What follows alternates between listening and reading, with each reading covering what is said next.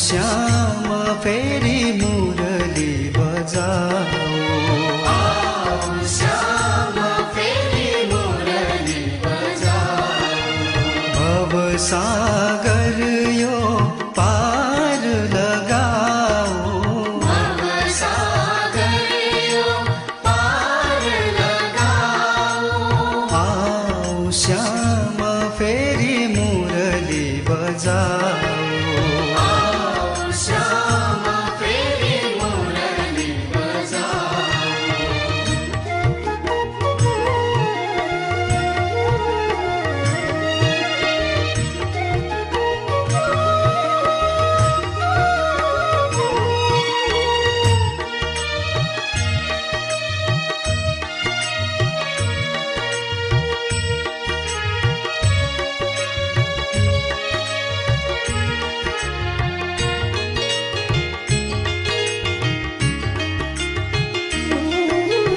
अहङ्कारले जरा गाडिसक्यो,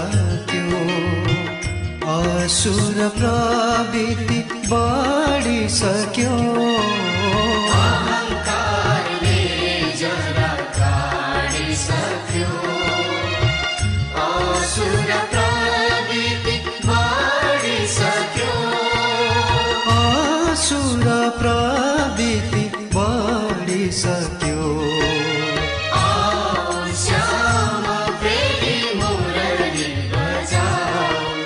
तैपनि अघाएको थिएन, त्यसैले भोगा न भोक्ता वेमेव भोक्ता तपो न तप्तं वेमेव तप्ता तृष्णा न जीर्णा वेमेव जीर्णा कालो न यान्त वेमेव यान्त। हेरिस् भोगा न भोक्ता। अब त्यो सारा बाख्राहरूलाई धेरै धेरै चढाएर धेरै धेरै खिलाएर हिष्टपुष्ट रुष्ट बनाएर लिएर आएको त घाँस देखाउने बित्तिकै खान थालिहाल्यो। तिम्रो बाख्रा त अगाएको रहेछ, हटाऊ हटाऊ भन्दै सयौँ बाख्रालाई अकबर राजाले घाँस खिलाए, सबैले खाए। वीरबल मन्त्रीको बाख्रा त च्यासे हेर्दै खान नपाएको, खाने बेलामा घरबाट निकालेको जस्तो त्यस्तो बाख्रा लिएर आए। सबजना हाँस्न थाले, गिलिम्ब हाँस्न थाले। हाँसेपछि वीरबललाई आज वीरबल किन चुक्दैछ, हरेक कुरामा वीरबल चाहिँ बाटो, आज किन चुक्दैछ। अकबर राजाले एउटा घाँस लगेर मिनी मिनी आँख बनेको त बाख्रा त भाग्दो रहेछ। किन भाग्यो यो, घाँस खाऊ न मिनी मिनी भन्ने बेला बाख्रा भाग्दो रहेछ। हेर्नुहोस् त बाख्राले घाँसै खाएन। ल वीरबलको बाख्रा चाहिँ अगाएको रहेछ भनेर 25% राज्य चाहिँ वीरबलले प्राप्त गरे। अब सारा बाख्रा चराउने मान्छेलाई खुल्लो भयो, ए वीरबल हाम्रा बाख्रा हिष्ट छन्, पुष्ट छन्, रुष्ट छन्, तैपनि अकबर राजाको त्यो घाँस खान थाले, तिम्रो बाख्राले चाहिँ किन खाएन। अनि वीरबलले भन्न थाले यो संसारमा यो संसारको नियमै हो, बाख्रालाई जति दिनभरि चराएर ल्याए पनि बेलुका घाँस देखे पनि खाँदै खाँदै घरमा जान्छ। ऊ अगाउँदैन, यो अगाउने ठाउँै होइन, यहाँ पुग्यो भन्ने ठाउँै होइन, संसारको नियमै त्यस्तो हो। मैले बाख्रालाई के गरेँ भने नि, बाख्रालाई घाँस देखाउँदै लत्थीले हिर्काउँदै, घाँस देखाउँदै लत्थीले हिर्काउँदै, घाँस देखाउँदै लत्थीले हिर्काउँदै 3 दिनसम्म मैले घाँस खान दिइनँ। त्यसैले उनलाई लाग्यो अब घाँस खायो भने चाहिँ लत्थी खानु पर्दो रहेछ भन्ने थाहा पाएर अकबर राजाको घाँस देखेर भागेको। यो संसारमा तपाईँहरूलाई पनि बेला बेलामा ज्ञानको लत्थी चाहिन्छ अरे, अज्ञानको लत्थीबाट ज्ञानको लत्थी चाहिन्छ अरे। त्यसैले अद्वैत की लाठी हात में लेके सब साधक प्रणाम। तपाईँहरूलाई पनि बेला बेला सत्सङ्गको लत्थी चाहियो, तपाईँहरूलाई त होइन, कोही कोही भक्तलाई। हामी भुलिरहन्छौँ यो संसारमा, हामी अल्झिरहन्छौँ यो संसारमा। त्यसैले संसारको वैभवले पुग्यो भन्ने कोही छैन। अब त यति भयो, सीमित यतिवटा घर भइसक्यो, यति परिवार भइसक्यो, यति सम्पत्ति भइसक्यो, अब चाहिँ पुग्यो है भन्ने दिन चाहिँ कसैलाई आउँदैन। जति भए पनि पुग्दैन, जति भए पनि पुग्दैन। झन्झन नसा बढ्दै जान्छ, झन्झन नसा चढ्दै जान्छ, झन्झन सम्पत्तिले सम्पन्न, घर जग्गा जमिनले सम्पन्न भए पनि पुग्यो बाबा अब त भजन भक्तिमा लाग्छु भन्दैन। शास्त्रको नियमको कारण त हो जन्मेदेखि 25 वर्ष वानप्रस्थ आश्रम अनि ब्रह्मचर्य आश्रम, अनि 25 देखि 50 वर्ष गृहस्थ आश्रम, 50 वर्षदेखि 75 वर्ष वानप्रस्थ आश्रम, 75 पछि त सन्यासी आश्रम। चाबी त छोराबारीलाई दिनु पर्थ्यो नि, नदिएर पो बेला बेलामा झगडा हुन्छ अनि वृद्धाश्रम खोल्नु पर्ने हुन्छ। हेरिसियोस् त तपाईँ हामीले। त्यसैले संसारमा तपाईँ हामीलाई विवाह गरेर 50 वर्ष भएपछि मठ मन्दिरमा घुम्नु, तीर्थमा धाउनु, भजन भक्ति गर्नु भनेर परमात्माले ज्ञान दिएको। तर तीर्थ भ्रमणको क्रममा सबैजना तीर्थ जानुभएछ। हजुरआमाहरूलाई लिएर एकजना युवालाई भन्नुभएछ तीर्थमा गएपछि बाबु एक थोक छोड्नुपर्छ, कसैले झुटो बोल्न छोड्नुपर्छ, कसैलाई प्यारो चिज छोड्नुपर्छ, मनपर्ने चिज छोड्नुपर्छ, कसैले माछा मासु छोड्नुपर्छ, कसैले जालक्सी छोड्नुपर्छ, कसैले सिगरेट छोड्नुपर्छ, कहिले झुटो बोल्न छोड्नुपर्छ, कसैले के छोड्नुपर्छ। सबैले एक थोक छोडेछ। नातिको पालो आएछ। नातिलाई हजुरआमाले भन्नुभएछ बाबु तिमी पनि एक थोक छोड न बाबु, यो यस्तो तीर्थभूमिमा आएका छौ, एक थोक छोड न बाबु। अन्त नातिले यसो विचार गरेछ, छोड्नै पर्ने र हजुरआमा, छोड्नै पर्छ र म त के छोडौँ न छोड न बाबु, तिमीलाई केही चिज प्यारो छ भने छोड्नुपर्छ। नचिकेताले पनि भन्नुभएको छ नि शास्त्रमा कि संसारमा यदि प्यारो चिज छोड्यो भगवानको मन्दिरमा भने भगवानलाई त्यो चिज चाहिँ प्रिय हुन्छ, त्यसैले छोड्नुपर्छ बाबु। उनले यसो विचार गरेछ, मलाई सबैभन्दा मैले छोड्नुपर्छ भनेर तपाईँले आग्रह गर्नुभयो, छोड्नै पर्ने हो भने आजको उपरान्त चाहिँ तीर्थ आउनै छोडिदिन्छु है हजुरआमा भन्नुभएछ। त्यस्तो चाहिँ नहोस् क्या होइन। संसारमा तपाईँ हामीले छोड्नु चिज र अनि पक्रिने चिजमा यस्तो पनि हुनसक्छ र छोड्नु कुरा आज तीर्थ आउनै छोडिदिन्छु भनेछ, त्यस्तो चाहिँ नहोस्। र संसारमा तपाईँ हामीलाई परमात्माले के चिज छोड्ने र के चिज लिने शिक्षा दिनुभएको छ, जीवनमा जिउने कला सिकाउनु भएको छ। तुझे मानव जन्म हीरा दिया यूं ही व्यर्थ गवाई तो मैं क्या करूं, तुझे खाने को अन्न घी दूध दिया और खुरसन मलाई मिठाई दिया, फिर तू दारू को पिए तो मैं क्या करूं, फिर तू मांस को खाए तो मैं क्या करूं। तपाईँहरूलाई खाने चिज पनि दिनु भएको छ, पिउने चिज पनि दिनु भएको छ, तर नपिउने चिज नपिउनु, नखाने चिज नखानु भन्छ शास्त्रले। भोगा न भोक्ता वैदेव भोक्ता भनेको यही हो। संसारमा तपाईँ हामीलाई संसारको चिजबाट भोगेर कहिले अगाउँदैन भन्छ, तर हामी अगाउनुपर्छ। जान्यो भने अगाउन सकिन्छ। कबीरजीले भन्नुभयो न, माया मरा न मन मरा, मर मर गए शरीर, आशा मरा न तृष्णा मरा, कह गए दास कबीर। संसारमा माया पनि मर्दैन, मोह पनि मर्दैन, तृष्णा पनि मर्दैन, झन् बढ्दै जान्छ। केवल मर्ने त शरीर मात्रै हो, मरिरहने। अझ तपाईँ हामीलाई शास्त्रमा सिकाएको छ कि वास्तवमा संसार छोड्नु पर्दाखेरि तपाईँ हामी के पनि लिएर जाँदैनौँ। त्यसैले तपाईँ हामीलाई शास्त्रले बताएको छ कि हामी प्रभुको चरणमा जानुपर्छ, प्रभुको धाममा जानुपर्छ अनि सजिलै जान सकौँ, सजिलै परमात्माको धाममा जानको लागि साधना गर्नुपर्छ। शास्त्रले यही बताइरहेको छ। शास्त्र त हाम्रो चिठी हो नि, शास्त्र त हाम्रो मेसेज हो नि, शास्त्र त हाम्रो जीवनी हो नि। त्यसैले शास्त्रलाई तपाईँहरूले सदैव बिहान उठेर एक अध्याय पाठ गर्ने, एक अध्याय श्लोक अध्ययन गर्ने, यस्तो गऱ्यौँ भने त्यो बालकले जीवनमा कहिले पनि भगवानदेखि विमुख हुँदैन। जसरी पुण्डरीकाक्षले आफ्नो मातापिताको सेवा गरिरहेको बेलामा माताको रूपमा लक्ष्मी आउनुभयो, पिताको रूपमा भगवान नारायण आउनुभयो। किन? मातापितालाई भगवान माने नि त। शास्त्रले मातापितालाई भगवानको रूपमा मान्न सिकाउँछ। शास्त्रले आफूभन्दा आगेवानलाई सम्मान गर्न सिकाउँछ।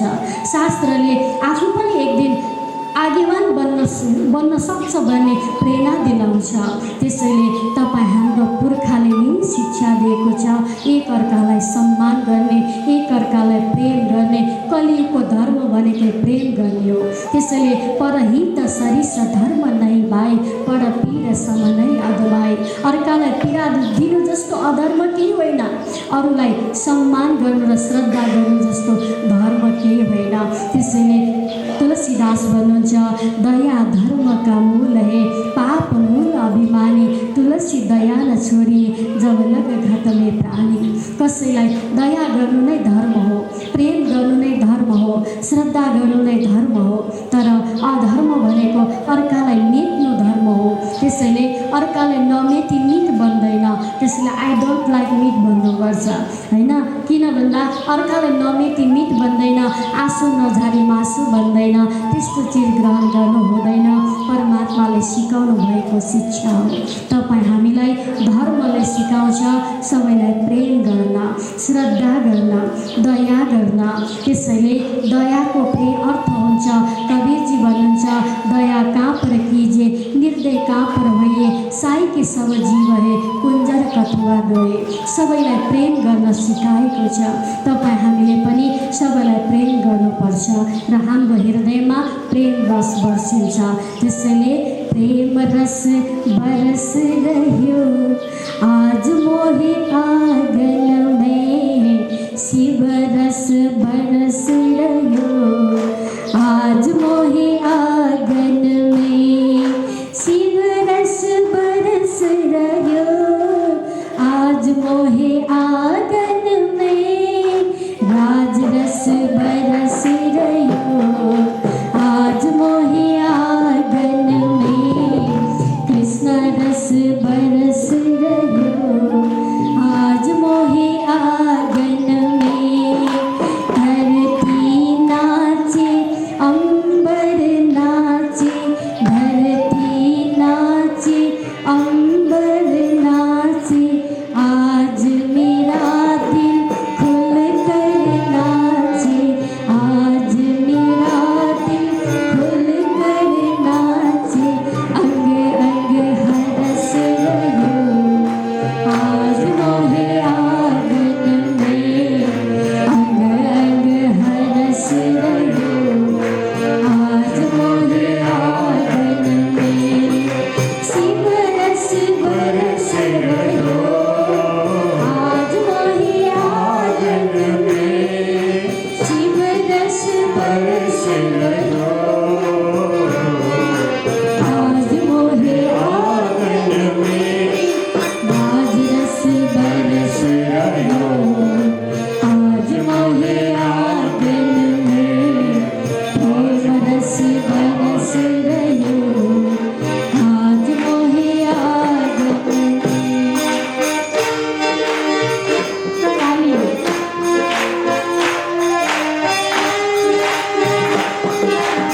हेलो।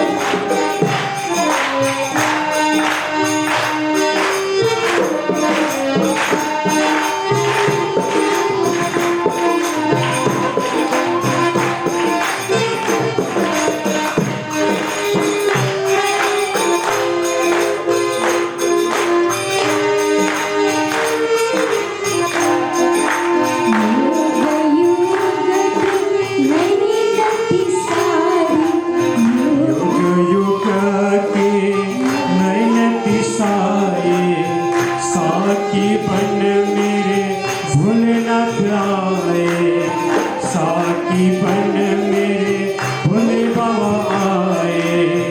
अर्श कर बैठ गए आज मोहे आंगन में, अर्श कर बैठ गयो आज मोहे आंगन में।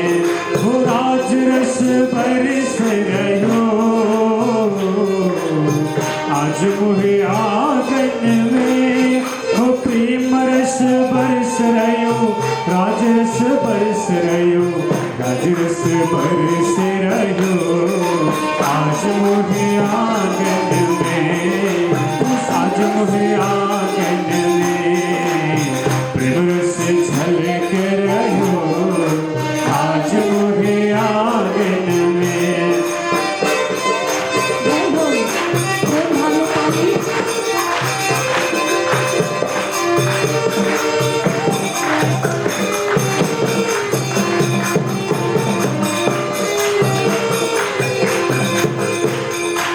योग योग की नयन तिसाए, योग योग की नयन तिसाए, साकी बन मेरे सतगुरु आए, साकी बन मेरे सतगुरु आए, कहाँ बैठाऊं मेरे सतगुरु आए, ऐस कर बैठ गए आज मोहे आंगन में, ऐस कर बैठ गयो आज मोहे आंगन में, आज रस बरस रह्यो आज मोहे आंगन में, आज मोहे आंगन में, आज मोहे आंगन में। हजुरको जीवनमा प्रेमको रस बर्सिरहेको छ, भावको रस बर्सिरहेको छ। हेरिनुहोस् न, अब घरको शोभा घरवालीको, भोजनको शोभा थालीको, खेतको शोभा आलीले, अनि ससुरालीको शोभा सालीले रे, भजनको शोभा चाहिँ तालीले रे क्या। त्यसैले ताली अब हजुरहरूलाई नेपाली नै भजन गाउँला है, भजनको शोभा चाहिँ तालीले हुन्छ। अब आज कार्यक्रममा ताली बजाउनु भयो भने चाहिँ साँच्चै भक्त भन्नुहुन्छ। भोलि एक्लै आएर ताली बजाउनु थाल्यो भने चाहिँ हस्पिटल पुर्याउनुपर्छ, किनकि ब्रेनमा के भयो भन्न थाल्ने बेर हुँदैन। त्यसैले यो नियम हामीलाई अब हुन त हाँस्नु स्वास्थ्यको लागि फाइदा भनिन्छ, तर हाँस्नु पनि मान्छे हेरेर हाँस्नुपर्छ। नचिनेको मान्छे अगाडि हाँसिरह्यो भने यो मान्छेको ब्रेन के भयो भन्छ। त्यसैले हाँस्नु पनि सही ठाउँमा, रुनु पनि सही ठाउँमा, ताली बजाउनु पनि सही ठाउँमा, विवेचनात्मक कथाहरू श्रवण गर्नु पनि सही ठाउँमा। अब चर्चा कथा त श्रवण गर्नुपर्छ अरे, तर अब चर्चा सुन्न पनि जाँदा पनि तपाईँहरूको मन पनि निश्चल हुनको लागि जीवनमा कति चर्चा सुनियो त्यो महत्त्व होइन, यहाँभित्र कति प्रवेश भयो त्यो चाहिँ महत्त्व रहेछ। एक दिन चाहिँ नि कथा श्रवण गर्न चाहिँ एकजना जजमान चर्चा सुन्न जानुहुन्थ्यो, बेलुका आएर घरमा चर्चा सुनाउनुहुन्थ्यो। तर एक दिन उनको श्रीमतीले भन्नुभएछ, आज हजुर दोकानमा बस्नु, हामी चर्चा सुन्न जान्छौँ। छोराले भन्नुभएछ, तपाईँ दोकानमा बस्दिनँ, आज म पनि चर्चा सुन्न जान्छु। बुहारीले भनेछ म पनि चर्चा सुन्न जान्छु। तिनैजना चर्चा सुन्न पुगेछ। अनि उहाँको पिताजीले भन्नुभएछ, चर्चा त सुनेर आउनु, भरे चाहिँ मलाई सुनाउनु है भन्नुभएछ। हुन्छ हुन्छ भनेर जानुभयो। तर अब धनान्ती व्यक्ति थियो, साहु व्यक्ति थियो, अलिकति चर्चा सुन्न जाँदा केही त फलाहार लिएर जानुपर्छ भन्ने विचारले फल लिएर जानुभएछ। अनि फल लिएर जानुभएको चर्चा सुन्न बस्नुभएछ। अब चर्चा सुन्न बसियो, चर्चा दिनभरि सुनियो, सुनेर घरमा पुग्यो। घरमा पुगेपछि अब यहाँ श्रीमतीलाई श्रीमानले सोध्नुभयो, चर्चा कस्तो लाग्यो, चर्चाको कथा भन न। श्रीमतीले भनिन्छ, चर्चा त सुन्न गएको पतिदेव, तर मैले चर्चा सुन्न जाँदा सुनको किस्तीमा प्रसाद लिएर गएको थिएँ। पुजारीजीले कहिले किस्ती यता कहिले उता सार्दा त मेरो मन त किस्ती मेरो अरूले पो लगेला कि भन्ने मन त्यता जाँदा त चर्चा त कता कता, मैले त के पनि बुझिनँ। अचम्म भएछ। अब बुहारीलाई सोध्यो, बुहारी तिमीले त चर्चा सुन्यो होला नि त, केही त भन न, चर्चा के बुझ्यौ तिमीले? बुहारीले भन्नुभएछ, बल्ल बल्ल हजुरले घरबाट बाहिर पठाउनु भएको हजुरकी बुहारी हुँ। अलिकति राम्री भएर चिटिक्क परेर गएकी थिएँ। बस्ने ठाउँ अलिक मैलो मैलो रहेछ, यता धुलो लाग्ला कि उता धुलो लाग्ला कि भनेर हेर्दा हेर्दै त चर्चै सकेछ पिताजी, म त केही पनि बुझिनँ। छोरालाई सोधेछ, बाबु तिमीले चर्चा के बुझ्यौ त? छोराले भनेछ, हजुरले गाईलाई अलिकति पानी पिलाउनु भन्नुभएको थियो, मैले पानी पिलाउन बिर्सेछु। कथामृतमा गौको प्रसङ्ग आएको थियो, अलिकति गौको प्रसङ्ग आए जस्तो लाग्यो। गौ माताको नाम मात्रै लिनुभएको जस्तो लाग्यो थियो गुरुदेवले। हजुरले गौलाई पानी पिलाउनु भन्नुभएको थियो, त्यही यादले मेरो घरतिर आइपुग्यो। चर्चा त कता पुग्यो के पनि बुझिनँ। त चर्चा कथा कसरी श्रवण गर्ने त त चर्चा जीवनमा श्रवण गरेर जीवनमा उतार्ने हो। हामी घर घरमा फोटो तास्छौँ, भगवानको मूर्ति सजाउँछौँ। भगवानको मूर्ति सजाउनुको अर्थ हो भगवानको जस्तो काम गर्न सकौँ हामी। भगवानको चित्र राख्नुको अर्थ हुन्छ भगवानको चरितार्थ हुन सकौँ। भगवानको जीवनी चरितार्थ हामीमा उत्रियो भने अनि चाहिँ चर्चा सुनेको सार्थक हुन्छ। वितक बानीमा लालदास महाराजले लालदासकृत अमृतमा बताउनु भएको छ कि यो चर्चा भनेको के हो त? श्री महामती कहे साथ जी शास्त्र कहे यो कर, आगे अपनी बीतक स्वलीजिए चित्त धर। शास्त्रमा सबैको पूर्व जन्म कथा आउँछ। शिव पुराणमा पनि आउँछ, महेश्वर तन्त्रमा पनि आउँछ, देवी भागवतमा पनि आउँछ, भागवत पुराणमा पनि आउँछ। सबैको पूर्व जन्म कथा आउँछ भने म पूर्व जन्ममा के थिएँ होला? यो संसारमा आउनुभन्दा पहिला म कहाँ थिएँ होला? मेरो आत्माको गन्तव्य कहाँ थियो होला? म पूर्व जन्ममा कसको थिएँ होला? जसरी भागवतको खस्तम स्कन्धमा आउँछ, एउटा बालकले भन्छ पिता चित्रगुप्तलाई, चित्रकेतु पितालाई भन्दछ कस्मिन जन्मै मातर कस्मिन जन्मै पितर। तपाईँ पूर्व जन्ममा म तपाईँको को थिएँ होला? आज यो जन्ममा म तपाईँको पुत्र भएँ, अब म संसार छोडेर जाँदैछु। अंगिरा ऋषि र नारदजीले सम्झाउँदा पनि सम्झिन नसकेको चित्रकेतु नाम गरेको जुन व्यक्तिलाई राजा थिए र त्यही व्यक्ति वृत्तासुर भएर जन्मेको प्रसङ्ग खस्तम स्कन्द भागवतमा आउँछ।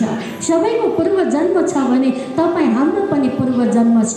त्यसैले त्यो पूर्व जन्मलाई खोज्ने जीवन नै मनुष्य चोला हो। त्यसले डोन्ट फर्गेट योर गोल, आफ्नो लक्ष्यलाई नबिर्सिनुहोस्। तपाईँ हामी कहाँ जानु छ, हाम्रो आत्माको गन्तव्य कहाँ हो? तपाईँ हामीले आफ्नो गन्तव्यलाई, आफ्नो लक्ष्यलाई हामीले बिर्सिनु हुँदैन कि यो संसारमा किन आए, कहाँ जाने, यहाँको गन्तव्य कहाँ हो। त्यसैले के छ लानु, कहाँ छ जानु, बिताऊ जीवन कृष्ण भजेर हो, बिताऊ जीवन कृष्ण भजेर।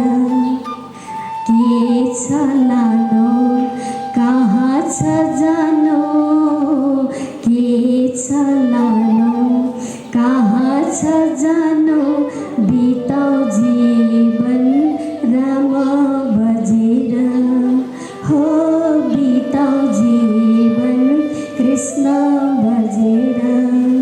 यो जीवन प्रभुलाई भज्नको निमित्त हो। त्यसैले तपाईँ हामीलाई प्रभुले शिक्षा दिइरहनु भएको छ परमात्माको धाममा जान। आज भगवान शिवजीको मन्दिरमा छौँ हामी। शिवको अर्थ हुन्छ कल्याणकारी।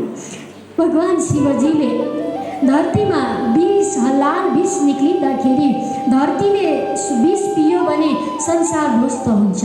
संसारमा हामी हाम्रो मातृशक्तिहरूले भन्नुहुन्छ नि, माताजी यो दही कस्तो छ, अमिलो छ कि गुलियो छ, परीक्षण गर्नुहोस्। अचार कस्तो छ, स्वादिष्ट छ कि छैन, पिरो छ कि छैन, अमिलो छ कि छैन, एकचोटि चाख्नुहोस् भन्नुहुन्छ। अनि सब्जी कस्तो छ, तरकारी स्वादिष्ट छ कि छैन, चाख्न दिनुहुन्छ। तर पोइजन लेखेको विष चाख्न सकिन्छ? पोइजन लेखेको बोतल एकचोटि परीक्षण गर्छु, यो पोइजन हो कि होइन, परीक्षण गर्छु भन्दा परीक्षण गर्न सकिन्छ, पोइजन परीक्षण गर्न सक्दैन, सकिँदैन नि, सम्भवै छैन नि। भगवान श्री शिवजीले विषलाई पान गर्नुभयो। कतिपय भक्तहरूलाई धान धतुर नखानु न, सिगरेट नखानु न, भगवान शिवजीले त खानुभयो। भगवान शिवजीले त विष पिउनु भयो, विष पचाउनु भयो। तपाईँ पचाउन सक्छौँ? जे चिज पचाउन सक्दैनौँ भगवानलाई दोष दिन पाइँदैन। भगवान श्रीकृष्णले धेरैवटै विवाह गर्नु, कहाँ विवाह गर्नुभएको छ? 8वटी रानी बिहा गरेको पनि भागवतमा प्रसङ्ग आउँछ। हजुरलाई भागवतमा बताउनेछु किन कारण परेर भालुको छोरी पनि बिहा गरेको प्रसङ्ग आउँछ नि।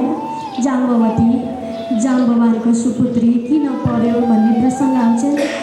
त भगवान श्री विष्णुले 16,000 किडन्याप गरेर बगाएर राखेको भामासुरले उनीहरूलाई उद्धार गरिदिएको, नरकासुरले 100 मथुरावासीलाई उद्धार गरिदिएको हो। कसैको छोरी बिहा गरेको होइन। 2जना पत्नी विवाह गरेछ कि एकजनाले। ताना मेरो घरमा आउनु कि मेरो घरमा आउनु भनेर तानातान। एकजनाले पकौडा पकाएछ तानातान गर्ने, अर्कोले परौठा बनाएछ तानातान गरेछ। अनि दुईजना झगडा परिरहेछ, मेरो घरमा लाने र मेरो घरमा लाने।